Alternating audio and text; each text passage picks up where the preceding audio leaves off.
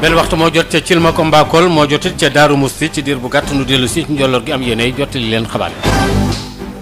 bokk na ci juróom-ñeent fukki nit ak juróom-benn yoo xam ne wax nañu ne tey jii bisu tey bii ñoom yore nañu doomu jàngoro joojule fukk yi ak juróom-benn nag ci wàllante bi la ñetti ca Touba fukk ak juróom-ñaar yoo xam ne itam wax nañu ne daal mbir yi ñoom seen nekkin doy na waar lool fi ñu toll nii téeméer ak juróom-ñeent yoo xam ne wér nañu léegi nag ñu jege ñeenti téeméer maanaam ñeenti junniy doomu aadama daañu ci dikk léegi déglu ci Marie Xemes Ngom tey ji li nga xam ne jot nañ ko rotal ci bisu tey bi lay gannaaw ba nga xamee ne tamit am na ay daal ay jàppante yu am fële ca Touba ñu doon yëngu ci di manifester ñu ci bari bari jàpp nañu leen fi ñu toll nii daañu ci jokko léegi ak tuuti sëy manifestation yi nag itam nga xam ne ñu bañ daal couvre-feu bi ak yu demee noonu lay fii nu toll nii ñi seen xam-xam màcc wàllu penc mi ni muy tëdd ku mel ne Aly Khouji Diaw mi ngi wax ne daal loolu nag wane na ne mën naa bañ a bett kenn waaye nag tam war nañ ci am jàngat yu bari bari yu ñu ci génnee association islamique bi nga xam ne ñoom dañu taxaw tem rek ngir daal jàppale lépp loo xam ne aju na ci wàllu soufisme wax nañu ne daal ñoom état bi li nga xam ne moom duppee état d'urgence dañ ko war a daal di teg itam ngir ñu mën a may nit ñi nag ñu mën a noyyi am itam lu ñu mën a dox daañu ci dikk léegi ci biir xabaar yi daañu ci tosal incha allah yeneen i xabaar.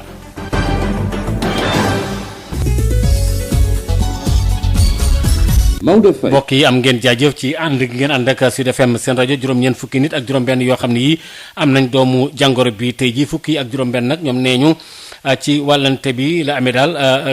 la wàllante bi fukk ak ñett yoo xam ne am nañ fii ci biir Ndakaaru ñett yi tamit am fële ca Touba Marie Xemes Ngom Ndiaye ñu teewlu. ci bésu tey bii di àllarba di ñetti fan ci weeru juin 2020 jot nañu résultat yi ci junni. ak juróomi téeméer ak ñeent fukk ak juróom-ñeent test yi nga xamante ne def nañ ko juróom-ñeent fukk ak benn dellu si nañu ànd ak doomu jàngoro yi yooyu nag ñu ngi toll ci juróom-ñett fukk yi nga xamante ne moom la ñuy wax contact yi nga xamante ne suñu service yi moom la ñuy topp te di ko saytu fukk ak juróom-benn nag moom la ñuy wax cas communautaire ñu ngi leen di gis ci diwaan yi Dakar Plateau am na ñett Touba am na ñett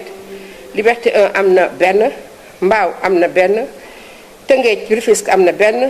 Kër Massar am na benn Parcelles Assainies am na benn Yëmbal am na benn Ouest Foire am na benn Sacré-Cœur 3 am na benn Yoff am na benn Amitié 2 am na benn ci téeméer ak juróom-ñeent nit ñi nga xamante ne dañoo feebaroon biñ leen saytoo amatuñu doomu jàngoro ji wër nañu fukk ak juróom-ñaari cas grave nag am nañ ko fi mu nekk nii ñu ngi tëdd ci suñu bërëbu sauvetage yi moom la ñuy wax service de réanimation yi nga xam ne ñoo nekk ci l'hôpital yi ñeneen ñi nga xamante ne ñu ngi tëdd tamit ci lalu hôpital yi ñu ngi ànd ak tan tey jii nii bi mbas mi ñëwee Sénégal ba léegi ñu koy fàttali toujours mooy ñaari fan ci weeru mars 2020 ñu ngi toll ci ñetti junni ak juróom-ñeenti téeméer ak fanweer ak ñaar ci ñi nga xamante ne ñoo ànd ak doomu jàngoro yi yooyu nag ñu ngi toll tey amit ci ñaari junni ak juróom-benn fukk ak ñett ñi nga xamante ne wër nañu kenn gisatul ci ñoom doomu jàngoro ji ñeent fukk ak juróom làkku nañu mooy génn nañu àddina ñi nga xamante ne tey nag ñoo tëdd ci lalu hôpital yi ñu leen di faj ñu ngi toll ci junni ak juróom-ñett fukk ak ñaar fukk ak ñett ministère de la santé et de l'action sociale mu ngi dolliwaat di ñaax askan wi di wax fii nga xamante ne mbas mi toll na ci di law bu méttee métti ci dëkk bi ñu ngi ñaan ñoom ñëpp ñu topp tegtal yi nga xamante ne bu ñu ko defee ki nekk fi nga dëkk ak ci lépp looy jumtoo di mbas mi ñuy wax Covid 19 dina génn ci dëkk bi ñuy wax Sénégal ñu ngi leen di gërëm di leen sant wasalaam. kooku di Marie Xemes Ngom Ndiaye doon indi tey ji bis bi ni mu tëdd ci wàllu tawat jooju la ñu fàttali itam ne ministre bi nga xam kenn fi nekkoon ministre ci jamono Ablaye Wade di Omar Sarr moom tamit wax nañu ne dafa am rek doomu jàngoro bi daal ci wàllu coronavirus bi ma nga ci hôpitalu Fann moom mooy maire ba nekk fële ca Dagana ñu fàttali tamit ne Alioune Sall di maire bu Géej waaye tam nekk rek ci njiitu réew mi ci ak fàttali moom tam wax nañu ne tawat joojule daf ko dal di alaw tekku ñu dem ba Touba fekki fa tuuti sëy gannaaw ba nga xamee ne am na ay yëngu-yëngu yu amoon ci Touba Mbacké yu métti métti ba sax am na lu bari lu ñu fa yàq waaye am na nit ñu baree bari ñoo xam ne jàpp nañ leen tuuti sëy waa El Hadj Malick ni nga ko waxee fi nga xamante ni moom mooy ci diggante Touba ak Mbacké démb ci guddi nekkoon na lu tar lool ndax ñi nga xam ne ñoom ñooy ndaw yi génn ci fi nga xam ni moom mooy mbedd yi fi nga xam ne moom mooy commune Mbacké ñi nga xam ne ñoom ñooy way takk der yi du teg lu tolloog fanweeri nit ak juróom-ñett teg nañ leen loxo ci guddi bi ci ndaw yi nga xam ni ñoo doon def ñaawteef yi nga xam ni moom la ñu nemmeeku tey jii nag bi ñu xëyee foo romb li nga xam ni moom ngay teg sa bët ci kaw tali yi moom mooy ay lakk-lakku pëne yoo xam ni moom moo fay des waaye tamit ay mbalit yoo xam ni ndaw yi moom lañ doon jëfandikoo di def ay taal waaye tamit ay dénk ak ay desitul li nga xam ni moom mooy tàkk-tàkk mu nekk nag loo xam ni ñu ci bëri biñ leen laajee seen xalaat ñoom dañu ni daal li nekk na loo xam ni mënoon naa ñàkk maanaam rafetluwuñu lu ne mel naam nee nañu ndaw yi mënoon nañoo wane seen naqar waaye yàq gi nga xam ni moom la ñu ci boole moom moo ci bokkul woon ndax bu ñu xoolee fi nga xamante ni moom mooy Senelec benn agence bu nekk ci Touba ñu yàqate ko taal li nga xam ni moom mooy seen oto li nga xam ni nag moom la nit ñi gën a naqalu mooy ambulance bi nga xam ni moom la ñu taal fekk ko ci buntu centre de traitement bu Kër Kàbbu daal di koy taal nee nañu loolu moom nekk na loo xam ni lu ñu rafetluwul benn yoon la ñu nemmee ko également ni suñu naataangoo yu RFM seen station locale également bi ci guddi ñi nga xam ni ñoom ñooy ndaw yi jot nañ fa àgg ba it am lu ñu fa yàq lool nag collectif bi nga xam ni moo ëmb taskatu xibaar yi nekk fii si Mbàkke ñaawlu ko bind ab communiqué wax nag ni dañu ubbi ab enquête ngir mën a xam kan moo def ñaawteef yooyu loolu nag El Hadji Maodo am ci jamono yi nga xamante ni jàngoroy coronavirus mi ngi gën a law fi nga xamante ni moom mooy ci biir Touba ndaxte ci bisub tey bii am na 7 cas communautaire yoo xam ni moom moo fi am ak ñaari cas contact muy juróom yoo xam ni moom la ñu enregistré tey ci bëccëg bi fi nga xamante ni moom mooy ci commune Touba mu nekk jamono yoo xamante ni li nga xam ni moom mooy mesure barrière yi relâchement la ñu nemmeeku ci ñi nga xam ni ñoom ñooy askan bi maanaam ñu ci bëri ci ñoom geste barrière yi nga xam ni moom la ñu war a respecté wuñu ko ni nga xam ni noonu la waree El Hadji Maodo. jërëjëf soxna Tuuti Sey fële ca Touba mënu fa toogal fa rajo Sud FM laaju ci wàllu manifester sax yooyu nga xam ne am na ak couvre-feu bi nga xam ne dañ ko ne daal dañ koy xeex ngir mu jóge fii itam ak daal bëgg itam mbiri ak coppeeku am ci ak ku jàppandal am na nag ñu gis ne daal itam askan wi jóg googu nu jóg itam lu xel mën a nangu la ndax itam couvre-feu bi dafa tar ci wàllu économie ci wàllu koom nit ñi sonn itam Aliou Khoudia Diaw di ab sociologue ne daal lii nag ma des na ci jàng lu bare bari ñu déglu ko ci téléphone El Hadji Malick Ndiaye. waaw xam nga buñ ko xoolee ba ci biir couvre-feu bi dafa commencé di metti ci ñëpp muy ci man muy ci sama morom couvre-feu bi dafa commencé di diis lool ci mbaggu sénégalais yi mais couvre-feu bi aussi dafa mel ne dafa ralentir activité économique maanaam koom-koomu réew mi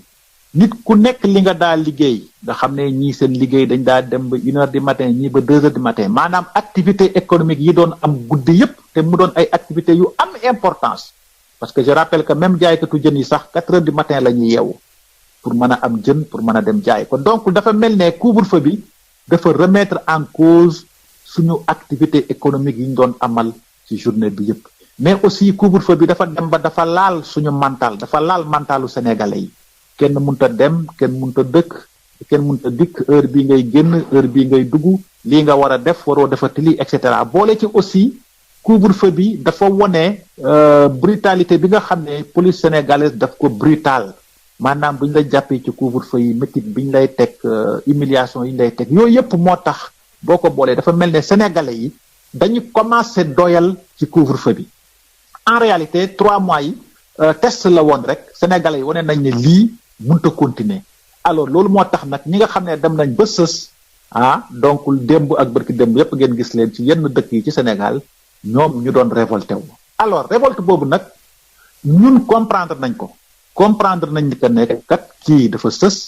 kii dafa dem ba dañu arrêté activité am yépp kii dem na sax ba amatul lu mu jox njabootam parce que liggéey bi mu doon liggéey di ci am dara mënutu ci am dara parce que finalement si tout le monde est confiné ñëpp di teel a tëdd ndax couvre-feu bi kan mooy liggéeyati kan mooy jëndati kan mooy jaayati kan mooy génnati finalement activité yépp ñoom ñooy ralentir donc comprendre nañ ñun ne xale yi dañu sës xale yi dañu dem ba amatuñu moral bi mais que aussi xale yi dañu dem ba dafa mel ne dañu ragal sax léegi di génn yenn heures yi tamit fekk la ci bitti wala guddi fekk la bi ndax nooteel gi la ci mën a fekk donc moo tax ñun comprendre nañ réaction yooyu et honnêtement on dit que c'est une réaction très normale ñun d'accord nañ ni comprendre nañ na li tax xale yi di fippu fan yi ci yenn capitale sénégalaise ci loolu ñi nga xam ne ñoo di wax AIS nga xam ne mbootaay lañ ko xam ne ci wàllu islam dañuy jàppale lépp loo xam ne aju na ci wàllu soufisme ci biir Sénégal ñoom daal wax nañu ne fi nu toll nii dañu war a teggi nag état d'urgence bi am na sabab yu tax ñu wax ko maam Cheikh Awa Balla Mbacké am na ay kaddu yu mu ci rotal ñu déglu ko. depuis état d'urgence bi ñu ko taxawee léegi ngir xeex li ñu mën tudde mbas mi jàppoon nañ ne balaa de 2 juin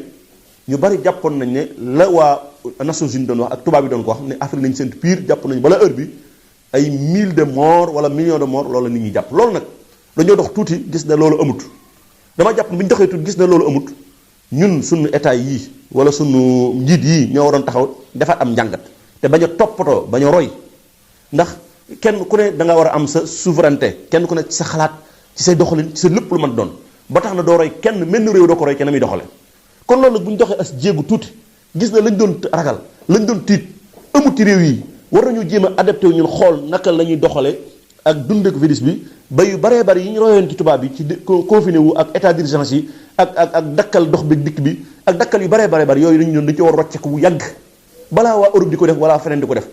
ndax bu fekkee ne waa Europe ñoo mën a dem ba xam ne virus bi dañu war a dund ak moom mënuñu ko fay jëlee kon nañ dëkk fa néew nañ ubbi aéroport yi nañ ubbi yoon yi nañ ubbi lépp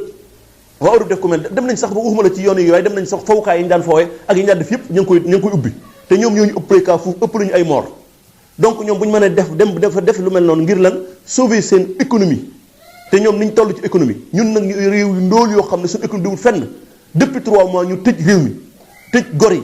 tëj askan wi tëj population ñëpp kenn mënta liggéeyati kenn mënta am dépense waxoon naa ko ci déclaration yi jiitu woon ne leen gor ñëpp actuellement ni mer nañ ba àgg seen kaw bopp yi ndax lan dañ leen a tëj may ñu leen ñu liggéey may ñu leen ñu lenn ndimbal yi ñu wax ak li ñu ko wax lépp ak si wut fenn na ci ñoom ci yenn gox-goxal la ak si waaye ñun dañuy wax ne ba Touba gii nga xam ne fi lañ nekk actuellement nii ndimbal yi nga xam état moo koy jox wax nañ ne ba léegi accès ku ci dëkk bi naqar bi gën a metti mag as gor su am njabootam am ay ñu ko yaakaar daan joxe dépense mënuñu ko dépense mënuñu ko joxe loolu dund ku maanaam ku faatu kuy dund lay doon te nit nag bu jàpp ne daa faatu bay dund gis ki ko teg loolu mu koy gis mu jàkkaarloo moom maanaam faw mu fajal ko boppam kon dañuy jàpp ne manifestation yi am Touba ak am feneen lépp loolu rek moo ko waral kon nag jot na sëkk état bi ñu jug xoolaat seen politique bi ñuy doxalee.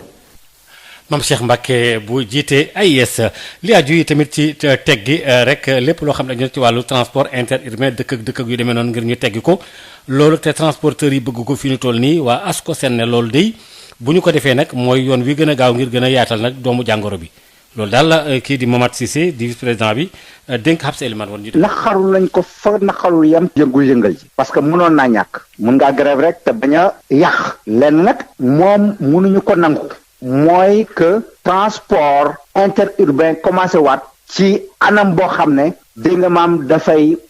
lawal virus bi ci askan wi ndax am na barab yoo xam ne virus bi àggu fa te boo ubbee tey transport interurbain bi virus bi dafay yegg te suñ système de santé bi attanul dégg nga maam mbas mi loolu foog ñu xam ko te yéegal ak wàccee boo jógee ko ci ville bu mel ni Ndakaaru ngay dem fu mel ni Kaolack ngay yéegal ak wàccee loolu munoo wax ne da nga joxe gel munoo wax ne nit ki ngay dajal dana am masque parce que boo demee ci àll bi masque bëriwu fa horaire yi ñi ñuy yeb solu ñu masque te dañuy yéegal ak wàccee léegi nag ku nekk xam na ne secteur bu metti la ñu demandé que ministre bi nga xam ne moo yore aide alimentaire bi recensé woon na gare routière yépp na leen jox kit au complet le plus rapidement possible bu ko defee seeni méttit wàññeeku pendant 1 mois le temps que mbas mi daal di dem bu ko defee ñépp nekk ci jàmm waaye bu ñu état dawee ba ubbi bu boobaa virus bi dana dal ñépp te bu boobaa ñépp ci loolu mais nag nañu gaawal aide bi nga xam ne moo war a dem ci ñoom le plus rapidement possible parce que am nañ ci droit recensé woon nañ leen. li aju yi tamit ci manifester yu metti yoo xam ni amoon na ngir jeexal couvre-feu bi ak yu demee noonu la waaye nag am na ci ñu bari daal nee ñu daal rafet lu wunu li nga xamee ne moom moo di yàq gi ak yu demee noonu la ndax fii ñu toll nii nag kenn ku ne mën nga wane saw naqar ba mu des yegg fenn fi aja faatu bari. ay ndaw ñu mer ba futu génn ci mbedd mi di daal di taal ay pneu ay garab wala sax ay alal boo xamte ne askan wi ñoo ko bokk image yi ñu koy gis démb ci guddi ba tey muy feeñ ci télé yi waaye itam ci réseaux sociaux yi mu mel ni nag yile jëf am na ñoo xamte ne ñaawlu nañ ko bu baax a baax. manifestation yi duma ko rafetlu ndax président su demee ba ne ñu xoolaat suñu bopp suñu toogaay kon dañoo war a xool suñu toogaay. ñaanaluñu kenn mu nekk ci benn violence voilà violence moom baaxul ci dara. li waral boobu le maire moo di ne couvre-feu bi nga xam te ne dañ ko amal ci réew mi waaye itam état d'urgence bi rawatina tere dem ak dikk bi lépp rek ngir xeex ak lii di coronavirus bi waaye ñaari weer gannaaw ba nga xamante ne mbir mi ñu ngi koy amal ci réew mi ñenn ñi nee nañ sax dafa doy. En tant que président tu nous as dit que ni on doit apprendre à vivre avec le virus donc pourquoi ba tey ñu def mesures yi noonu c'est pas bien man à mon avis moom mooy ni que buñ ko mënee dindi moom moo gën quoi. waaye ca beneen wet ba am na ñoo xam te ne seen bëgg-bëgg moo di ñu gën a taral mbir mi ngir gën a mën a xeex lii di mbas mi. jug mais man pour man dañ ko war a gën a yokkaat ndax dimbal nañu benn côté tamit franchement déggatoo agression déggatoo rey. ci diggante bi nag waa ji mel ni koo xam te ne bëggul kenn mer di joxe xalaatam. révision générale la système yi ni mu demee moo baaxul boo xoolee c'est mondial. kilifa yi fi mu toll nii mel ni ñu tàggatémbe ndaxte bu dee ni ñii dañoo bëgg ñu daal di yëkk ci état d'urgence bi ñeneen ñi dañuy laaj ñu gën koo taral waaye ci waxtu woowu coronavirus bi moom mi ngi wëy di gën a teg tànk ci réew mi te sax nag daanaka fépp daal dina fa dugg. fépp dana fa daal mën a dugg fexe tam ba mën a xam ne dañuy dund ak doomu jàngoro bi waaye nag itam fegaru bu baax a baax itam ngir aaru ci tawat ji loolu nit ñi askan wi loolu la ñu war a def loolu xalaatu kii nga xamee ne moo di docteur Omar Konaté mi nga xam ne moo jiite sax clinique bi ñu duppee Kër Marème teg ci nag ne daal Sénégal sax ñoom seen askan wi ay ndaw lañ xëy na moo tax daañu mën a gën a mën a aaru ci tawat jooju le ñu dellu ko ci micro Aïssatou Guèye Ba. Virus bi. C'est-à-dire il faut pas que les gens ñu jël ko stigmatiser ko ñu yóbbu ko foo xam ne waruñu ko fa yóbbu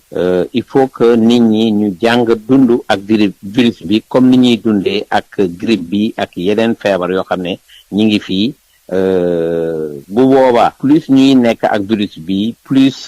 suñu yaram di mun a xeex ak moom loolu nañuy wax immunité dañuy développer benn immunité et après dafay mel ni comme grippe bi ak wala feebar yu bëri yoo xam ne ñi ngi fi te ñi ngi jàngoonte ak ñoom ay at a ngi nii amuñu ci benn problème. ñu jeunesse bi ñun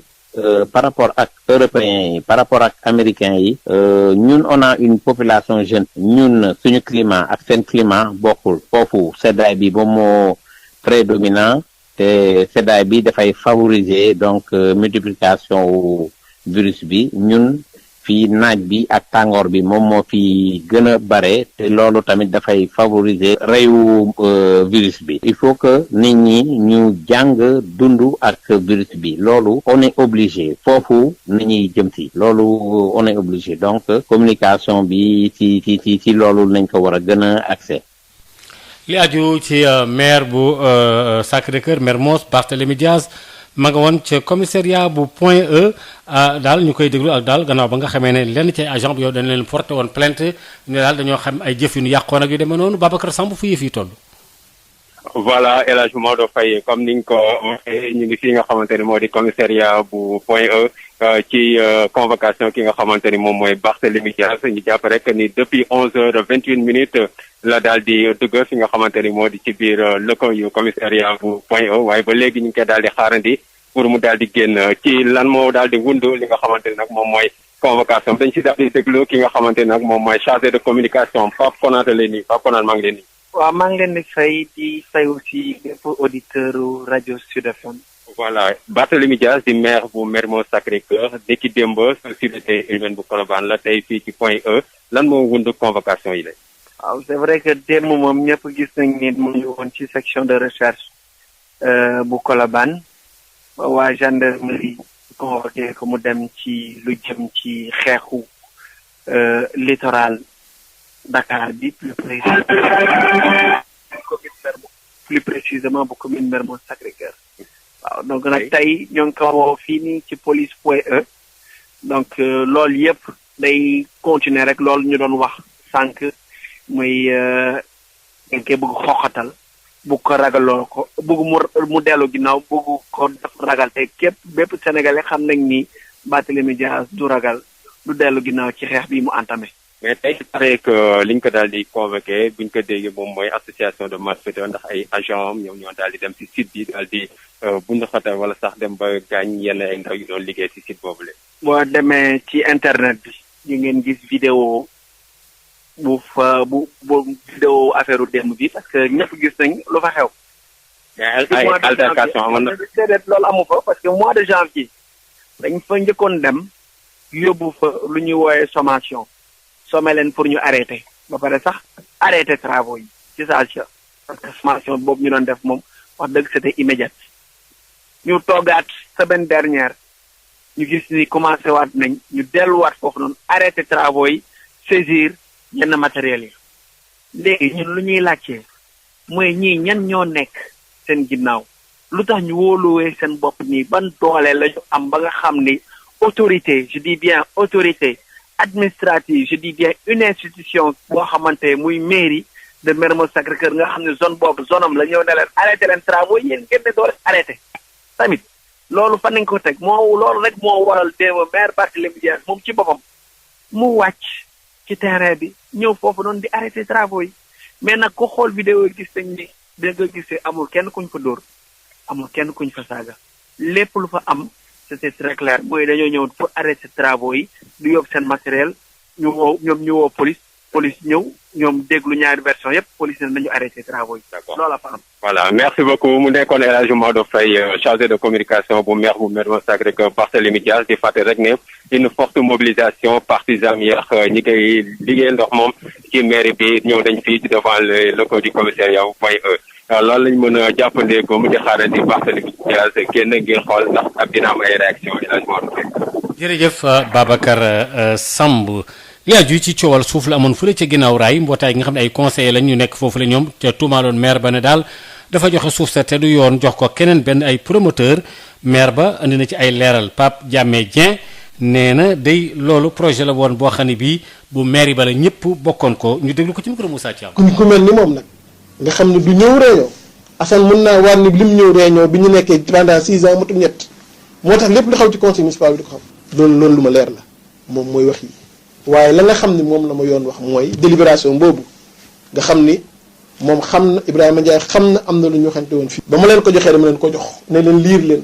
Assane Lo ci boppam moo ne monsieur le maire lii de leer na loolu yàlla xam na ko madame le maire mi ngi fekke Ibrahima Ndiaye ma nga fekke bi ma ko liiralee compte bi nee na lii moom leer na kenn mënu ci dara su dellu siwaatee wax c'est parce que man xaw ma ndax Assane Lo mooy wax wala imam bi mooy wax wala politicien vrai bi mooy wax mais de toutes les façons ñun li nga xam ne mooy yoon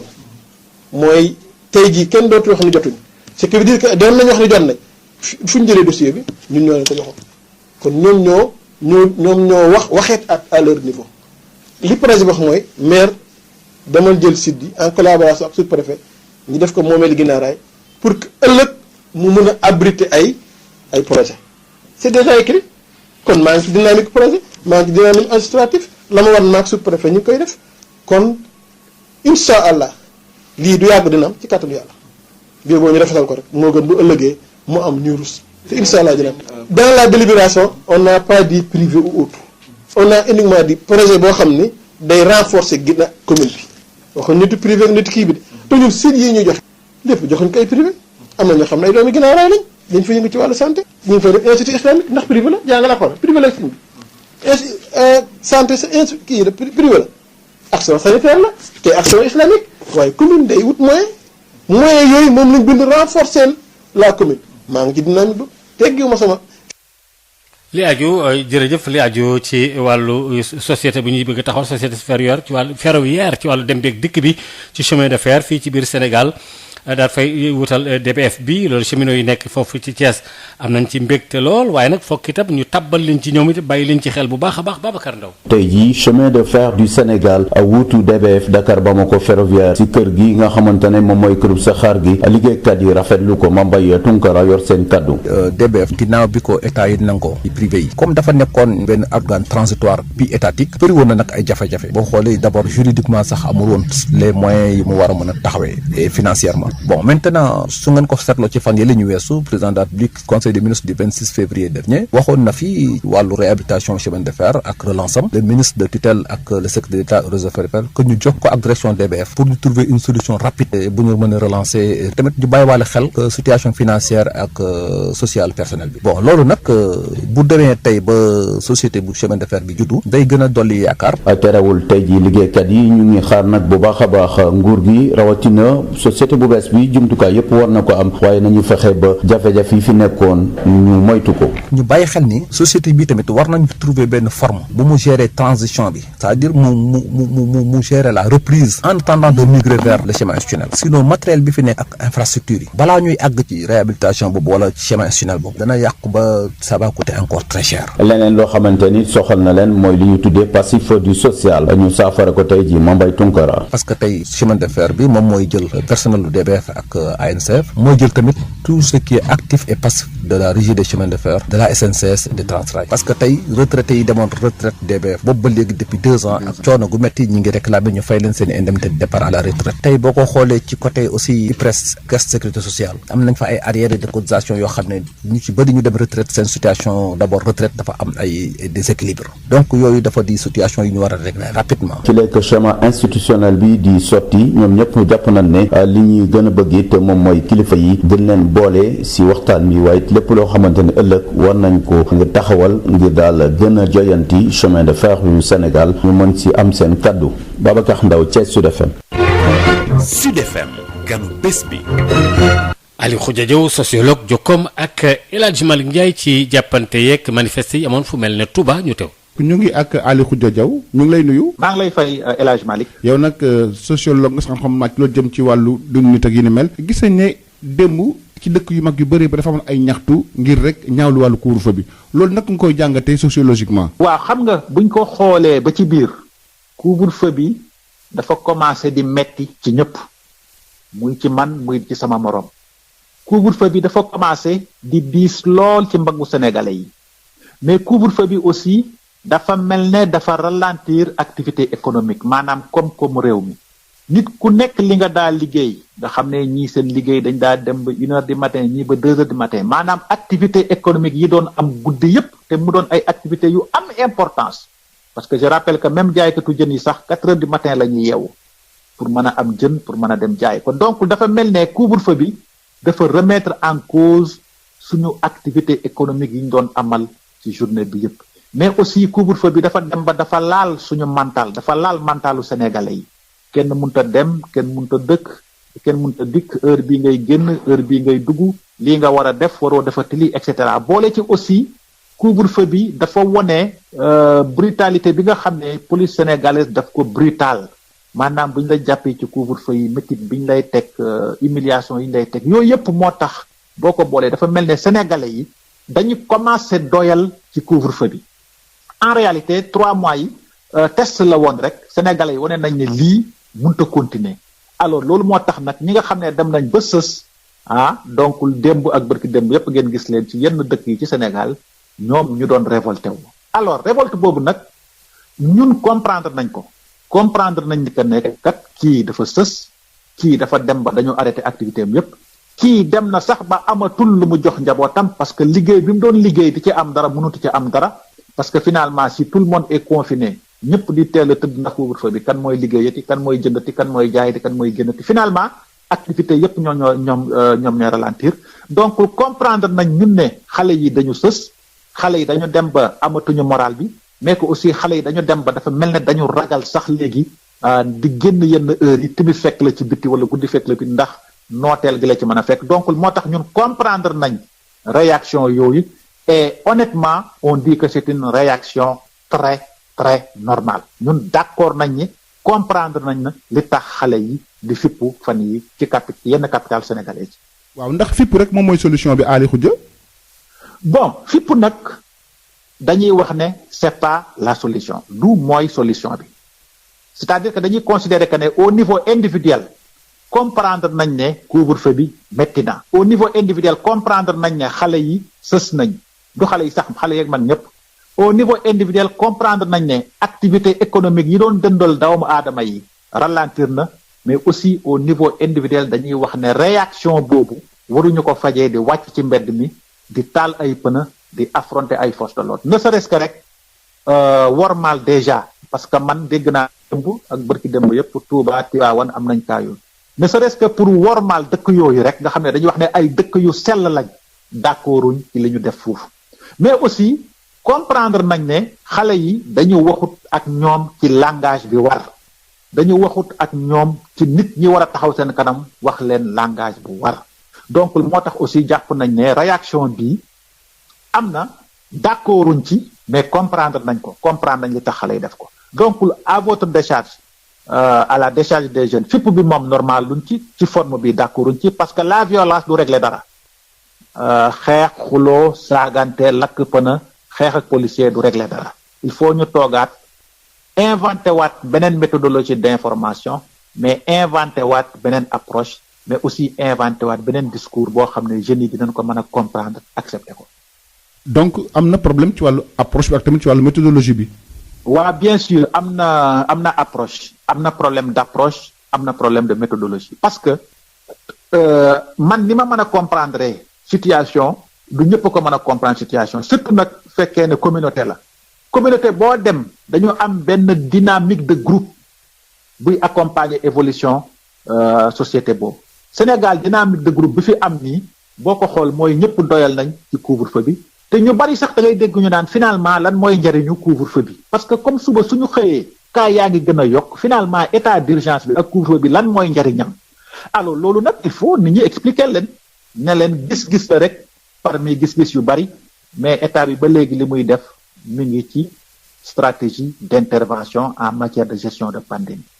dama bëgg a wax ne il faut ñu xamal xale yi ne leen feebar bi du ay caaxaan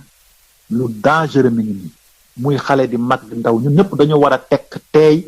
xam feebar bi d'abord lan moo koy freiner parce que loolu mooy importance bi feebar bi nekkatul affaire yu docteur léegi affaire u communauté la te comme affaire u communauté la moo tax président bi génn wax ne il faut apprendre à vivre avec la maladie apprendre à vivre avec la maladie ça ne veut pas dire que ne da ngeen a war a relâcher wu da ngeen a war a bàyyi sol masque yi da ngeen a war a def les gestes barrières c'est pas ça apprendre à vivre avec la maladie mooy que durée état d'urgence bi jeex na te état d'urgence bi 45 jours la maximum 2 mois léegi il faut considérer le coronavirus comme yeneen feebar yépp donc nañ ko affronter mais en respectant les mesures de précaution et les gestes barrières loolu mooy apprendre à vivre avec la maladie donc dañu yaakaar ne armé nañ communauté bi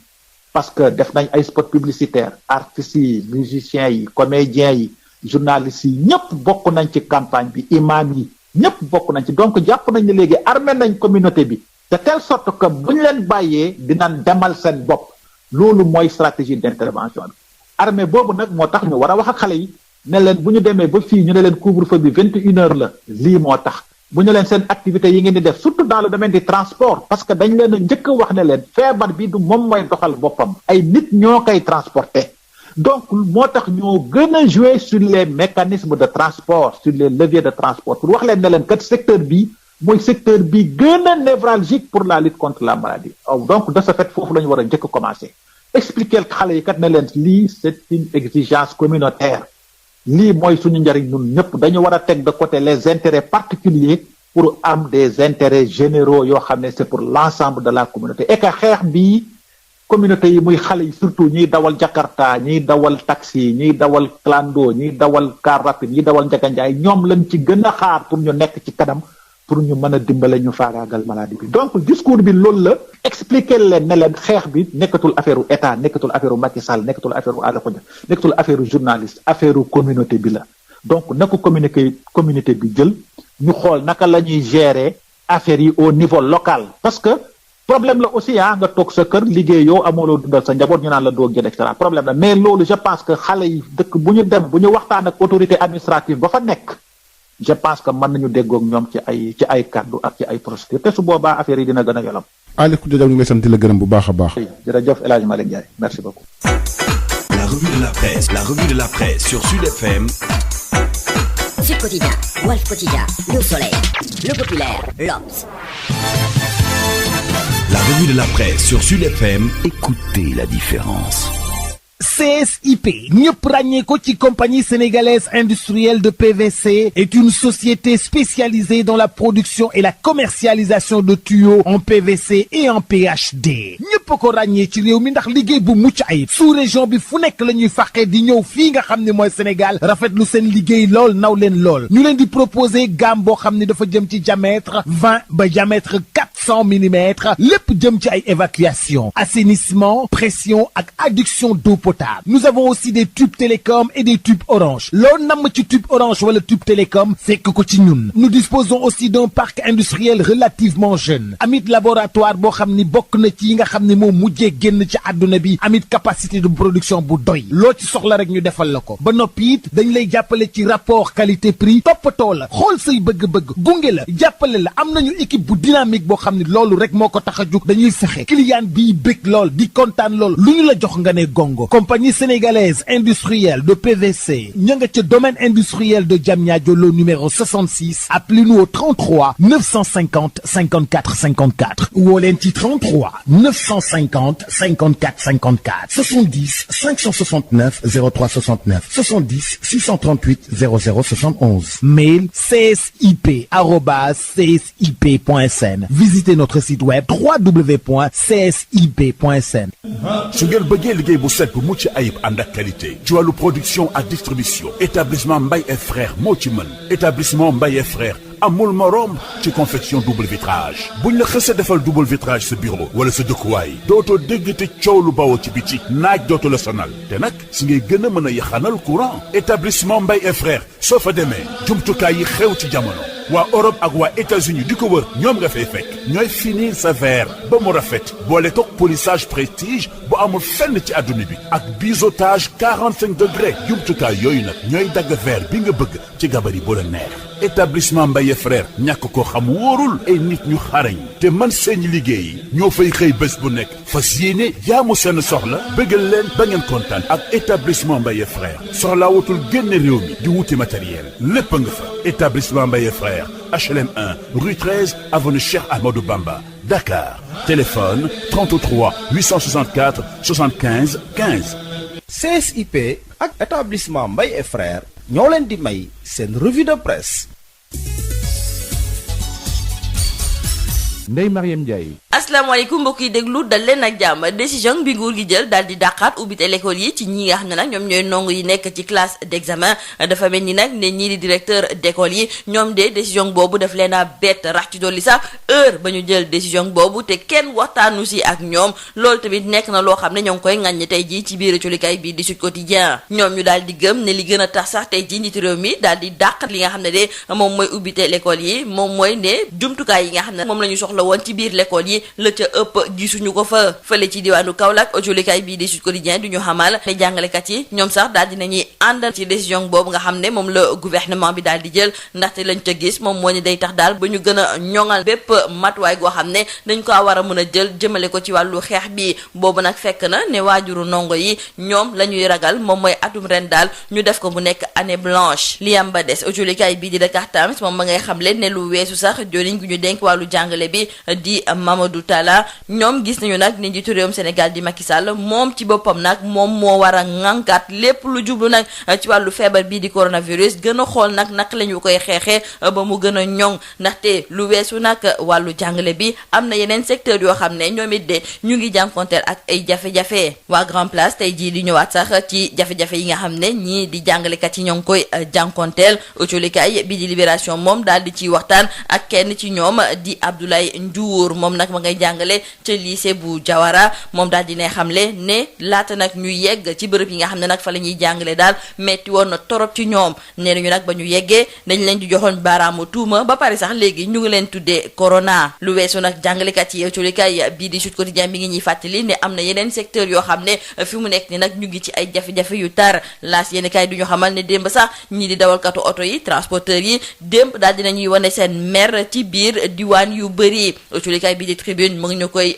limal ndaxte mi ngi ñuy xamal ne ca Touba Mbacké Thiès ak Tivaouane foofu moom chauffeur yi dañoo wàccoon ci mbedd bi ndaxte ñoom nee nañu état d'urgence bi buggutuñ ci lenn le témoin tamit di ñëwaat ci ay fitna yi amoon ca Touba Ndiassane Mbacké ak tamit diwaanu Tamba foofu it ñii nga xam ne nag ñoom ñooy chauffeur yi ñoom ñoo wàccoon ci mbedd mi ba sax nee nañoo foofu nga xam ne moom mooy ci diwaanu Touba xalif général des Mourides Serigne Mountakha Mbacké dafa mujjee fësal ay kàddoom ngir fexe ba jàmm dellu si waat ci biir diwaan bu sell ba. kon démb mun nañu nemmeeku ak culikaay bi di Vox Populi ne bëri woon na ay bërëb yoo xam ne daal ndaw yi wàccoon nañu ci mbedd mi ak tamit ñi nga xam ne de ñoom ñooy dawalkatu oto yi. réew mi quotidien ne su fekkente ne nag jëluñu ay matuwaay yi waat ci ni mu gën a gaawee mën nañu wax nag ne ñaxtu yooyu nga xam ne ñoo ngi koy nemmeeku ci yenn ci ay dëkk yu nekk fii ci mim réew mun naa dem balaw sax ci dëkk yu bëri. contrat bi am ci diggante Senelec ak Akilee dafa mel ni ne ba léegi culikaay bi di Les Échos bugg kaa bàyyi ndaxte tey jii daal dinañ ci xëyaat di ñu xamal ne conseil d'administration bu Senelec ñoom musuñoo gis contrat bi ni mel.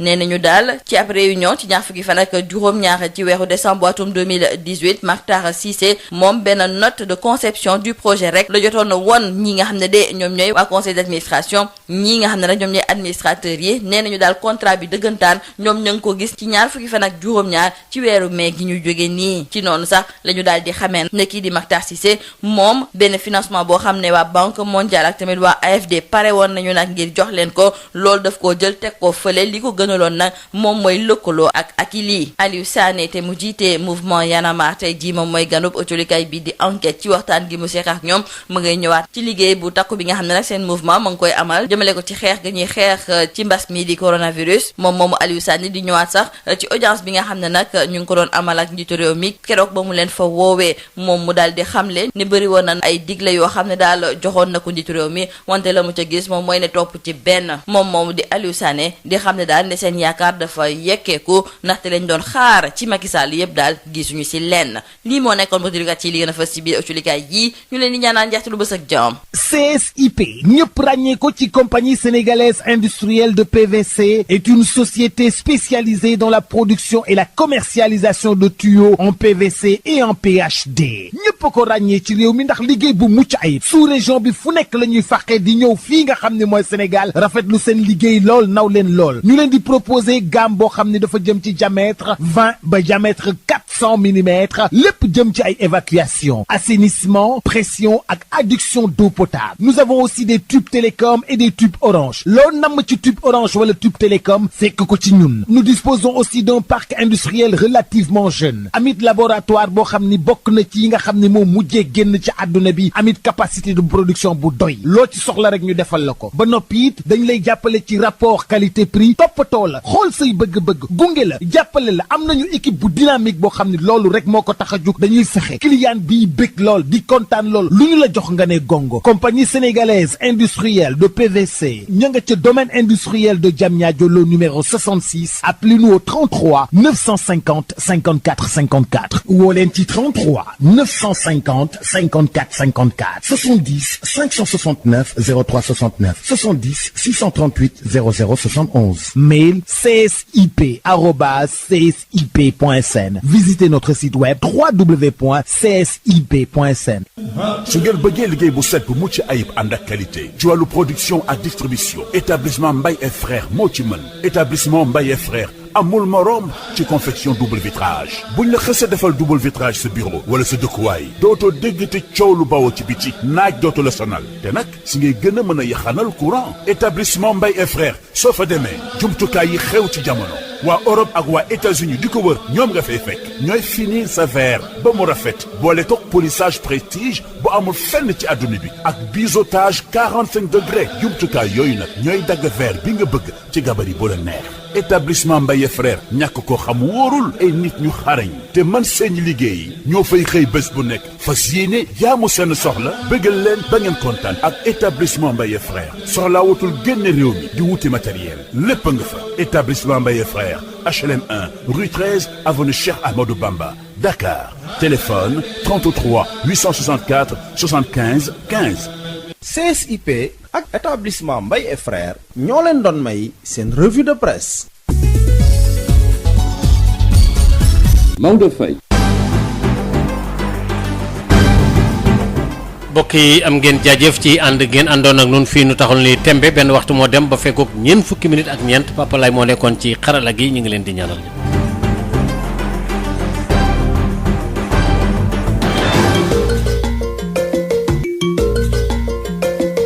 Sud FM, toujours copié, jamais égalé.